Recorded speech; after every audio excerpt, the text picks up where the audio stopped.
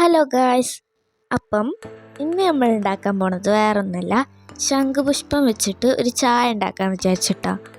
അപ്പം ഉമ്മമാൻ്റെ അവിടെ വന്നപ്പോഴാണ് അവിടെ ശംഖുപുഷ്പമൊക്കെ ഉണ്ട് എന്ന് അറിഞ്ഞത്. അപ്പം നേരെ അങ്ങോട്ട് പോയി ശംഖുപുഷ്പമൊക്കെ പറിക്കുകയാണ്. അപ്പം പറിക്കുന്നിടയിൽ ഞാനൊരു സംഭവം കണ്ട്. എന്താ അറിയോ, അതിൻ്റെ ഇടയിൽ വെള്ള ശംഖുപുഷ്പം ഉണ്ട്. പിന്നെ ഏതായാലും അതും പറിച്ചെടുത്ത്.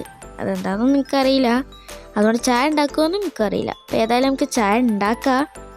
അങ്ങനെ ഞാൻ ശംഖുപുഷ്പമൊക്കെ പറിച്ച് വന്ന് അതിൻ്റെ അടിയിലുള്ള ഈ പൂവിൻ്റെ ഞെട്ടി ഉണ്ടാവില്ലേ, ആ സാധനം ഒന്ന് പറിച്ചെടുക്കണം. അത് പറിക്കാതെ ഉണ്ടാക്കുമെന്നും എനിക്കറിയില്ല.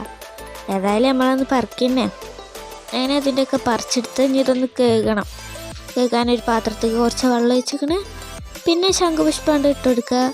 എന്നിങ്ങനെ അങ്ങോട്ടും ഇങ്ങോട്ടൊക്കെ ആക്കി കൊടുത്തുകൊണ്ട് എടുത്ത് പാത്രത്തിൽ ഇട്ടിട്ടാ. അപ്പോൾ ഇതോവർ നേരെ വെള്ളത്തിൽ ഇട്ട് വെക്കരുത്. വേറെ എന്താ പറയുക, ഇതിൻ്റെ പ്രശ്നം കളറെല്ലാം കൂടി ആ വെള്ളത്തിൽ പിടിച്ചാൽ പിന്നെ നമുക്ക് ചായ ഉണ്ടാക്കാൻ കളറുണ്ടാവില്ല. തന്നെ ഏതായാലും നമുക്ക് ഉണ്ടാക്കാൻ പെട്ടെന്ന് ഇങ്ങോട്ട് തുടങ്ങാം. അപ്പം ഗ്യാസുമേൽ ഒരു പാത്രം വെച്ച് അതിക്ക് ആവശ്യത്തിന് വെള്ളം ഒഴിച്ച്, പിന്നെ അത് ചൂടാവണതിൻ്റെ മുന്നേ അതിക്ക് ശംഖുപുഷ്പം ഇട്ടെടുത്ത്. അപ്പോൾ ഏകദേശം ഒരു ചൂടായി വന്നിക്കണ്. കളറൊന്നും അതിൽ പിടിച്ചിട്ടില്ല. അപ്പോൾ നല്ല കളറൊക്കെ വന്നിക്കണ് കേട്ടോ. അപ്പോൾ അതിക്ക് പഞ്ചസാര ഇട്ട് കൊടുത്തിക്കണ്. എന്നിട്ട് നല്ലോണം ഇളക്കി കൊടുക്കുക. അപ്പോൾ ഏകദേശം ചായ ഇവിടെ സെറ്റ് ആയിക്കണ്. ഇനി ഇതിൻ്റെ ആ പൂവിൻ്റെ ചണ്ടി അങ്ങോട്ട് മാറ്റി കൊടുക്കണം. പിന്നെ നമുക്കൊരു ഗ്ലാസ്സൊക്കെ ഒഴിച്ചെടുക്കാം. കഴിഞ്ഞിട്ടില്ല ഇനിയും ഉണ്ട്. അപ്പം ഈ കളറാട്ടെ എനിക്കിഷ്ടപ്പെട്ടത്. അപ്പം അടുത്ത ഇതിൽ കുറച്ച് നാരങ്ങ ഒഴിച്ചെടുക്കണം. അത് ഞാൻ ആദ്യം കാണിച്ചിട്ടില്ലായിരുന്നു. അപ്പോൾ ഈ കളർ ഇഷ്ടപ്പെട്ടവരൊന്ന് കമൻറ്റ് ചെയ്യുക.